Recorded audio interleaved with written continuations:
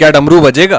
एक बार की बात है, देवताओं के राजा इंद्र ने किसानों से किसी कारण से नाराज होकर 12 वर्षों तक बारिश न करने का निर्णय लेकर किसानों से कहा, अब आप लोग 12 वर्षों तक फसल नहीं ले सकेंगे। सभी किसान चिंतातुर होकर एक साथ इंद्रदेव से वर्षा करवाने के लिए प्रार्थना की।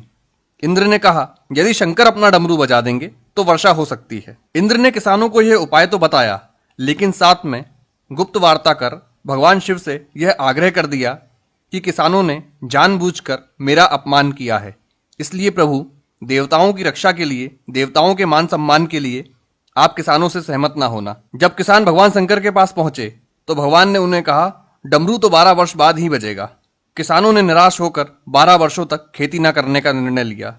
उनमें से एक किसान था जिसने खेत में अपना काम करना नहीं छोड़ा। वो नियमित रूप से खेत जोतना, निंदाई, गुड़ाई, बीज बोने का काम कर रहा था। ये माजरा देखकर गांव के किसान उसका मजाक उड़ाने लगे। कुछ वर्षों बाद गांव वाले इस परिश्रमी किसान से पूछने लगे, जब आपको पता है कि 12 वर्षों तक वर्षा नहीं होने वाली है, तो अपना समय और ऊर्जा क्यों नष्ट कर रहे हो? उस किसान ने उत्तर दिया, मैं भी जानता हूं कि 12 वर्ष फसल नहीं आने वाली है, लेकिन मैं ये काम अपने अभ्यास के लिए कर रहा हूं, क्योंकि 12 साल कुछ न करके मैं खेती किसानी का काम भूल जाऊंगा। मेरे शरीर की श्रम करने की आदत छूट जाएगी, इसलिए काम मैं नियमित रूप से कर रहा हूं, ताकि जब 12 वर्ष बाद वर्षा होगी तब मुझे अपना काम करने के लिए कोई कठिनाई ना होगी। ये जो तार्किक चर्चा हो रही थी किसानों के बीच में, इसे माता पार्वती भी सुन रही थी। बात सुनने के बाद माता भगवान के पास पहुंची और सहज रूप से बोली, प्रभु आप भी 12 वर्षों के बाद डमरू बजाना भूल सकते हैं। माता पार्वती की बात सुनकर भोले बाबा चिंतित हो गए।